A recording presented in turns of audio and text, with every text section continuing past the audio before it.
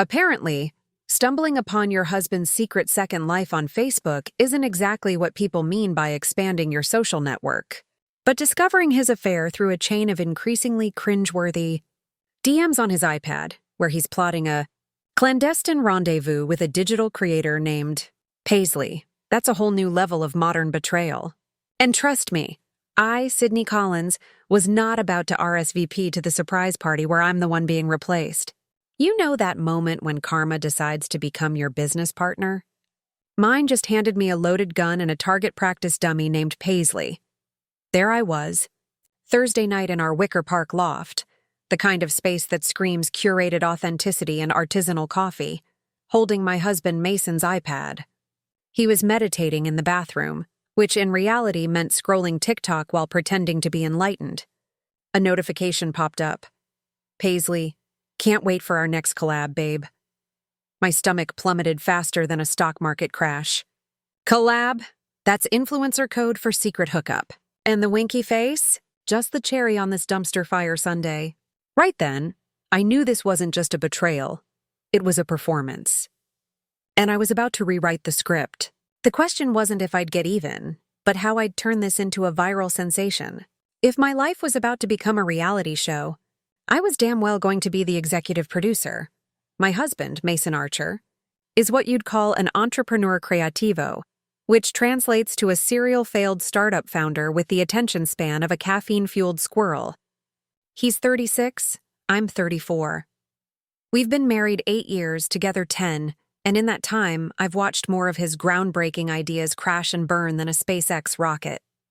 Our loft, with its exposed brick and industrial chic vibe, was supposed to be our sanctuary. But lately it felt more like a stage for Mason's endless monologues about disrupting the wellness space with his latest app, ZenFlow. Spoiler, it mostly just helped people scroll Instagram more mindlessly. Paisley, meanwhile, is a 24-year-old digital creator with more filters than a coffee machine and an unshakable belief that she's destined for viral fame. Her Instagram bio probably screamed, manifesting abundance and good vibes, while her DMs with my husband read like the script of a terrible rom-com. She's the kind of person who thinks mindful living is posting avocado toast with a sponsored hashtag. And Mason, bless his oblivious heart, was eating it up like a kid in a candy store. He saw her as his muse, his content partner, his golden ticket to finally making ZenFlow a hit. I saw her as a walking cliché and him as a slow-motion train wreck. The messages were pure cringe, pet names like My Little Zen Master and My Mindful Muse, brainstorming sessions that were clearly more than just ideation, and of course plans for a super exclusive, super romantic meetup. Not just any meetup, but one Mason had conveniently scheduled for the morning of our annual Thanksgiving potluck at his parents' place in Neepville. Oh, the irony. Thanksgiving, a day for gratitude and family, was about to become my day of reckoning. My internal monologue was already drafting the opening lines of my stand-up special. So, yeah, I found out my husband was cheating on me and, honestly, the biggest shock was that he had actually managed to organize anything at all. Mason, blissfully unaware, emerged from the bathroom humming some obscure indie tune. "Hey, babe," he said, flashing that boyish grin that used to charm me, but now just made me want to roll my eyes so hard they might get stuck. Just had the most incredible meditation. Feeling so aligned indeed with Paisley. I forced a tight smile. "That's great, honey. You know, I was just thinking about Thanksgiving. Aunt Carol's already asking about your famous cranberry sauce." Aunt Carol, the family's resident gossip columnist, would be in heaven with this one. And Cousin Tiffany, who always eyed my Wicker Park loft with thinly veiled envy, would finally have something to gloat about, but not in the way she expected. The iPad was still in my hands, a silent witness to his digital dalliance. My fingers hovered over the keyboard. This wasn't just about exposing him. It was about reclaiming my narrative. I'm a writer, for crying out loud. I live for plot twists and dramatic irony. And this was pure gold. I took a deep breath, a sardonic smile spreading across my face. "Mason, you wanted a collab? You're about to get one, honey. A very public, very humiliating one. And I was going to make sure it went viral." First step, responding to Paisley as him. My fingers flew across the screen, mimicking Mason's slightly over-enthusiastic new-agey tone. My dearest mindful muse, I typed, suppressing a gag. I've been meditating on our next collab, and I have a truly inspired idea. How about we meet for a super exclusive, super romantic brunch this Thanksgiving morning? I know a quaint little spot, the Daily Grind in Lincoln Park. It's got that perfect hidden gem vibe for our creative synergy. Just us, some artisanal coffee, and maybe a little manifesting for our future. Can't wait, my Zen master. I even added the winky face. It felt disturbingly natural. Paisley's reply was almost instantaneous. OMG, Mason, that sounds absolutely divine. My heart is literally buzzing with excitement. See you there, my soulmate. Soulmate? I scoffed. More like cellmate once I was done with them. The hook was set, and I was just getting started. The next morning, Friday, November 22nd, Mason was still floating on his cloud of Zen alignment, completely oblivious to the digital trap I'd laid. He hummed as he made his usual oat milk latte, probably daydreaming of a future where Paisley's filtered selfies somehow monetized his half-baked app.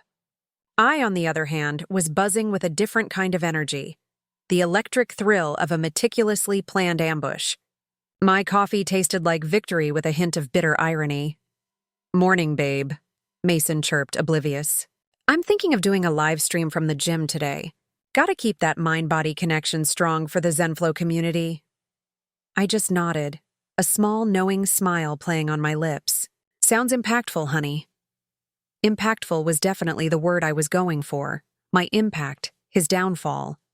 The injustices of our marriage, the subtle gaslighting. The way he'd always made me feel like my practical concerns were negative energy compared to his visionary pursuits. All of it fueled my resolve. He'd called me dramatic for wanting a budget, unsupportive for questioning his latest venture. Now, I was simply being resourceful. My first order of business, secure my audience. I opened my laptop, bypassing the usual freelance writing gigs, and navigated to the Contact Us page of Chicago Buzz, a popular local blog known for its juicy gossip and behind-the-scenes scoops on city life. I drafted an email that was pure journalistic bait. Subject: Exclusive scoop. Surprise engagement at the Daily Grind Thanksgiving morning. Dear editor, I began, channeling my inner investigative reporter. I've stumbled upon a truly heartwarming yet potentially scandalous story that would be perfect for Chicago Buzz. A prominent local entrepreneur is planning a surprise engagement for his digital creator girlfriend this Thanksgiving morning at the Daily Grind in Lincoln Park. The twist? He's already married. My sources suggest this could be a major viral moment, capturing the raw, unfiltered drama of modern relationships. I can provide details on the exact time and location, and even a few candid photos of the happy couple-to-be. I signed it anonymously. A concerned citizen of Wicker Park. Within an hour, I had a reply from Chloe, an eager-sounding reporter. This sounds incredible. Can you provide more details? We're always looking for authentic Chicago stories. Authentic indeed. I gave her the precise time, 10:30 a.m., and confirmed the location. I even suggested a few angles for her photographer, capturing the moment he gets down on one knee, the pure joy on her face. I made sure to emphasize the prominent entrepreneur angle, knowing Mason's ego would be his undoing. He always craved attention, and now he was about to get it in spades. Over the next few days, Mason's microaggressions continued, each one a tiny barb sharpening my resolve. He'd forget to pick up my dry cleaning, claiming his mind was on bigger things. He'd dismiss my financial ideas as too conventional, while secretly funneling money into Paisley's brand. He even had the audacity to suggest I take a ZenFlow break when I expressed frustration over his late-night work calls. "You're just a hot mess today, Sid," he'd say with a dismissive wave, completely missing the irony that he was the real train wreck. Each time I just smiled, thinking, "Oh, honey, you haven't seen a hot mess yet, but you will." I began subtly gathering evidence. Screenshots of Paisley's overly enthusiastic Instagram posts, tagging Mason's ZenFlow, which in reality was a ghost town. His credit card statements showing expenses at high-end boutiques and organic juice bars, Paisley's frequent haunts, even a draft email to a venture capitalist pitching Zenflow with Paisley's headshot listed as head of community engagement. The audacity. He was literally building his new life on the ashes of ours, and using my money to do it. The plan was coming together beautifully. I'd be at the daily grind incognito to witness the surprise engagement myself, then head to Neepville for the Thanksgiving potluck where Mason's family would be gathered, blissfully unaware of the social media storm brewing. Aunt Carol, with her hawk-like eyes and insatiable appetite for gossip, would be there. Cousin Tiffany, ready to pounce on any perceived weakness. The stage was set for a truly American holiday drama. I even started practicing my devastated wife, face in the mirror, complete with the subtle tear that conveyed just the right amount of heartbroken dignity. It was a performance, and I was going for an Oscar. On Wednesday, the day before Thanksgiving, Mason was unusually chipper. "Big day tomorrow, babe," he announced, oblivious. "Got a super important meeting in Lincoln Park. Could be a game changer for Zenflow." I feigned interest. "Oh, really? That sounds exciting. Don't forget, we need to be at your mom's by 3 for the potluck. Aunt Carol will have your head if you're late with the cranberry sauce." He waved a dismissive hand. Yeah, I'll be there. Just gotta nail this meeting first." Nail it. He would write to the wall of public opinion.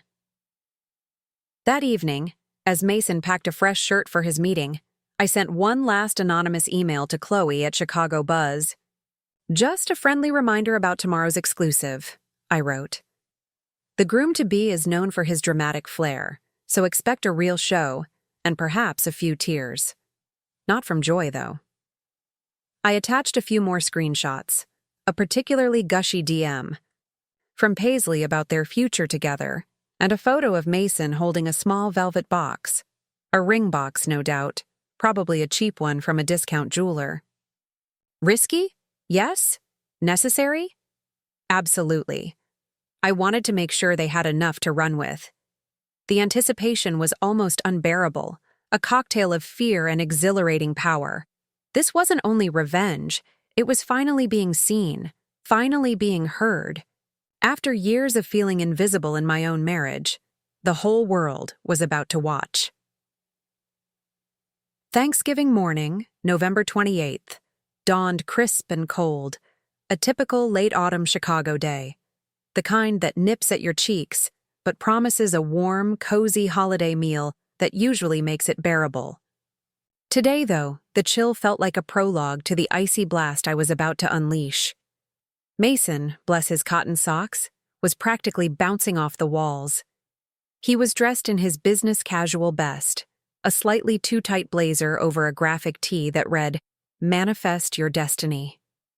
I almost choked on my coffee. His destiny. All right, Sid. I'm off," he announced, grabbing his messenger bag. "Wish me luck. This could be huge for Zenflow." He blew me a kiss, so utterly devoid of sincerity it bordered on comedic. "Break a leg, honey," I replied, my voice syrupy enough to curdle milk. "Don't forget the potluck later. Mom's expecting you." He nodded, already halfway out the door, probably mentally rehearsing his surprise engagement speech. Little did he know I'd already written his lines. When the door clicked shut, the loft fell into a heavy, satisfying silence. I felt that focused calm that only comes before you execute a master plan. The real plot twist that sealed my resolve wasn't just the messages. It was realizing Paisley wasn't some disposable fling. She was a strategic partner in Mason's delusions, not only after his money, but after his platform. She saw him as a stepping stone to her own viral fame, and he was too self-absorbed to notice.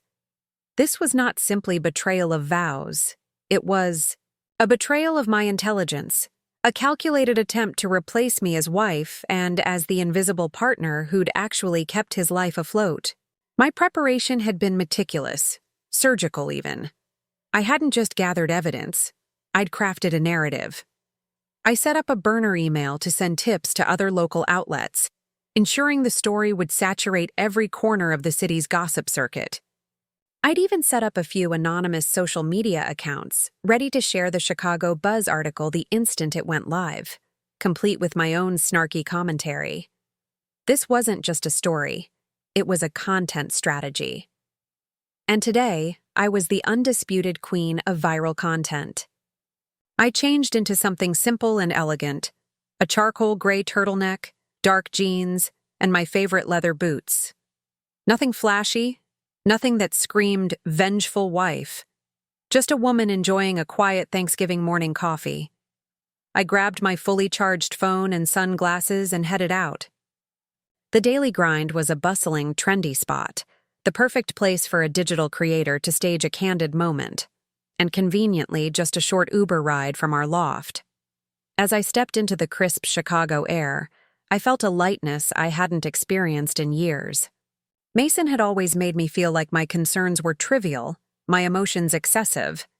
He'd gaslighted me into believing I was the problem, the negative energy keeping him from reaching his full potential.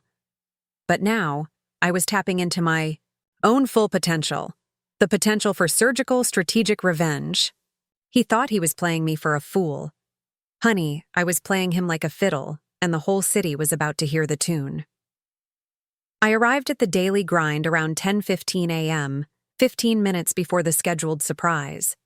The cafe was already buzzing with laptop warriors and brunch enthusiasts. I claimed a small corner table, strategically positioned with a clear view of the entrance and a large window. I ordered a chai latte and pulled out a classic novel, completing the picture of sophisticated nonchalance. My heart was thumping, but my exterior remained calm, cool, and collected.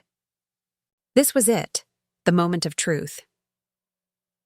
At 10:28 a.m., a sleek black SUV pulled up outside. My eyes narrowed. That wasn't Mason's beat-up sedan. Out stepped Chloe, the Chicago Buzz reporter, accompanied by a photographer. They blended in perfectly, looking like any other young, hip Chicagoans. They settled at a table near the window, cameras discreetly tucked away. I gave a barely perceptible nod, a silent signal that the show was about to begin. 2 minutes later, Mason walked in, radiating self-importance. He spotted Paisley, already, seated at a prominent table, bathed in natural light, perfecting her candid pose. She looked exactly as I'd imagined, perfectly coiffed, a little too much makeup, and a dress that screamed, "Look at me, I'm effortlessly chic." Mason, with that dopey grin, strode over to her. He leaned in for a kiss, and Paisley, ever the performer, giggled and batted her eyelashes. The photographer subtly raised his camera. Chloe pulled out a small notebook. I sipped my chai latte, a smirk tugging at my lips. "Mason, you always wanted to be famous. Today, you're getting your wish, and it's going to be glorious." The tension in the air was electric, at least for me. For Mason and Paisley, it was probably just the intoxicating scent of artisanal coffee and the thrill of impending viral fame. But they were about to discover that fame, like karma, can be a harsh teacher. The stage was set, the actors in place, and the audience ready. And I, the director, was about to yell, "Action!" The air in the Daily Grind practically crackled with anticipation. Mason, completely oblivious, was now beaming at Paisley, pulling a small velvet box from his blazer pocket. My breath hitched. This was it. The moment the Chicago Buzz team had been waiting for. The moment I had been waiting for. Paisley gasped, covering her mouth with both hands, her eyes wide with what I could only assume was feigned surprise. The photographer's camera flashed, a silent punctuation mark on the unfolding drama. Mason dropped to one knee right there in the middle of a bustling Lincoln Park cafe on Thanksgiving morning. The sheer audacity, the lack of self-awareness, it was breathtaking. He launched into what I could only imagine was a rehearsed saccharine speech about manifesting their shared destiny and aligning their chakras. I could practically hear the eye rolls from the other patrons subtly turning their heads. Paisley, meanwhile, practically vibrated with excitement, undoubtedly envisioning the Instagram likes already. Then I made my move. I stood up slowly, deliberately, chai latte in hand, and walked toward their table, my steps silent on the polished concrete floor. Mason, still on one knee, was so absorbed in his performance he didn't notice me until I was standing right over them. Paisley, however, saw me. Her eyes, which had been sparkling with fake joy, suddenly widened in genuine horror. The color drained from her face faster than a bad filter. "Mason," I said, calm, clear, and utterly devoid of emotion. "What a delightful surprise. I didn't realize you were planning a collab with a ring." Mason froze mid-proposal. He looked up, his face a mask of confusion. Then, slowly, agonizingly, recognition dawned. His jaw dropped, the velvet box still clutched in his hand. Sydney? What are you doing here?" he stammered, barely above a whisper. Paisley, meanwhile, looked like she'd seen a ghost. A very well-dressed, slightly amused ghost. "Oh, you know," I replied, a sardonic smile playing on my lips. "Just enjoying a quiet Thanksgiving morning and apparently witnessing a truly authentic Chicago story. Isn't that right, Chloe?" I gestured subtly toward the Chicago buzz. Reporter, who now, with a triumphant grin, raised her camera and snapped a picture of Mason, still on one knee, caught between his two soulmates. The cafe erupted. Murmurs, gasps, the clatter of dropped cutlery. Mason scrambled to his feet, his face a horrifying shade of puce. "Sydney, what is this?" "What are you talking about?" he hissed, trying to pull me aside. But I wasn't going anywhere. "Oh, honey," I said, loud enough for everyone to hear.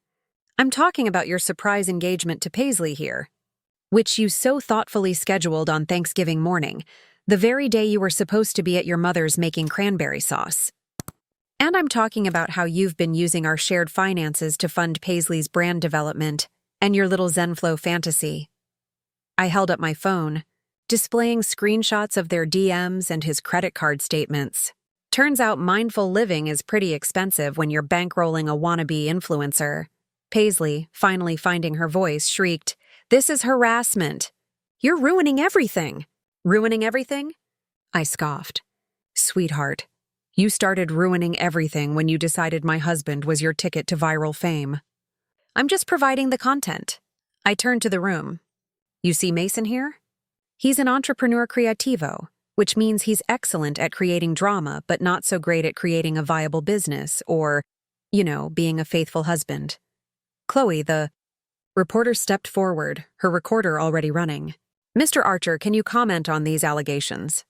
Are you indeed married to Ms. Collins while proposing to Ms. Paisley?" Mason looked like a deer in headlights, completely unable to form a coherent sentence. Paisley, realizing her carefully curated image was crumbling, grabbed her oversized sunglasses and bolted for the door, leaving Mason standing there utterly humiliated, the velvet box still in his hand. "Well, Mason," I said, picking up the ring box he'd dropped, "looks like your mindful muse just manifested her exit. Maybe Zenflow needs an app for dealing with public humiliation." I tossed the box back onto the table, where it clattered next to a half-eaten avocado toast. "Now, if you'll excuse me, I have a Thanksgiving potluck to attend, and I wouldn't want to be late for Aunt Carol's cranberry sauce." I walked out of the daily grind, leaving Mason in the wreckage of his shattered ego, the Chicago Buzz team gleefully documenting every pathetic detail. The satisfaction was immense, a wave of pure, unadulterated triumph. But the show wasn't over yet. Not by a long shot. I arrived at Mason's parents' house in Neepville a little after 3 p.m., precisely when the potluck was in full swing. The suburban home buzzed with family energy, the air thick with the smell of roasted turkey and pumpkin pie. Aunt Carol was already holding court in the living room, no doubt dissecting the latest neighborhood gossip. Cousin Tiffany was probably already complaining about something. I walked in, the picture of composed, slightly melancholic elegance. "Sydney, dear." Mason's mom, Martha, rushed over, her face etched with concern. "Where's Mason?" He's late for the cranberry sauce. And you look a little pale, honey. Is everything all right? Oh, Martha, I said, my voice trembling ever so slightly. I'm afraid Mason had a very unexpected business meeting this morning, one that might just change his life. And ours. Just then my phone buzzed. A notification from Chicago Buzz, exclusive. Local entrepreneur caught in shocking double life. Proposal gone wrong on Thanksgiving. The article was live, complete with photos of Mason on one knee, Paisley's horrified face, and my calm, accusing stance. I opened the article, turned my phone toward Martha, and watched her eyes widen, then narrow in disbelief. Aunt Carol, ever vigilant, spotted the commotion. What's going on, Martha? Is Mason finally getting that big investment? She asked, voice dripping with curiosity. Oh, he got an investment, I said, my voice steady now, a glint of steel in my eyes. All right, Aunt Carol, an investment in public humiliation, and it's all over Chicago Buzz. I handed my phone to Aunt Carol, who snatched it like a hungry hawk. As she scrolled, her face went through a magnificent range of emotions. Shock, outrage, and finally, pure, unadulterated glee. Well, I'll be, she gasped. Mason Archer, you dirty dog. Just then, the front door opened, and Mason shuffled in, looking like a deflated balloon. His hair was disheveled, his blazer wrinkled, and his face still a ghastly shade of green.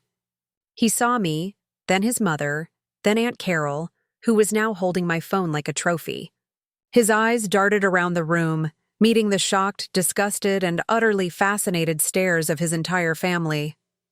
Happy Thanksgiving, everyone, I said, a triumphant smile finally breaking through. Looks like Mason brought us all a little something extra to be thankful for this year. Truly unforgettable story. The room fell silent, save for Aunt Carol's delighted cackle. Poetic justice indeed. And the best part, the blog post was already racking up thousands of shares. Mason Archer, the entrepreneur creativo, was finally viral, just not in the way he'd planned. The aftermath of that Thanksgiving was, to put it mildly, a social media firestorm. The Chicago Buzz article exploded, quickly picked up by other local news outlets and inevitably by national gossip sites. Mason Archer became a meme overnight. His deer-in-headlights expression was plastered across the internet, captioned with phrases like, "When your Zen flow goes full zero flow," and "Manifesting a new wife accidentally manifests public shame." Paisley, too, received her share of infamy. Her digital creator brand, now irrevocably linked to an affair partner, suffered a massive blow. Her perfectly curated Instagram flooded with comments, forcing her to go private and effectively ending her viral dreams. It was a beautiful, devastating symphony of public shaming. And I, Sydney Collins, was conducting it. In the weeks that followed, my Wicker Park loft, once the stage for Mason's self-aggrandizing monologues, became my sanctuary. We were officially separated, and the divorce papers were already in motion. Mason, humbled and utterly broken, tried to apologize, to explain, to meditate on what went wrong. But his words were just white noise. The years of gaslighting, of being made to feel invisible, had finally caught up. There was no going back. He was no longer my co-star. He was a footnote in my origin story. The irony of it all was delicious. Mason had always chased viral fame, always believed his groundbreaking ideas were destined for greatness. He got his wish, just not in the way he envisioned. His ZenFlow app, once his pride and joy, became the butt of every joke, its download numbers plummeting faster than his reputation. He tried to pivot, to rebrand, but the internet never forgets. He ended up working a low-key job, far removed from the entrepreneurial spirit he once championed. Probably still wondering how his karma alignment went so spectacularly off-kilter. Paisley, from what I heard, moved out of Chicago.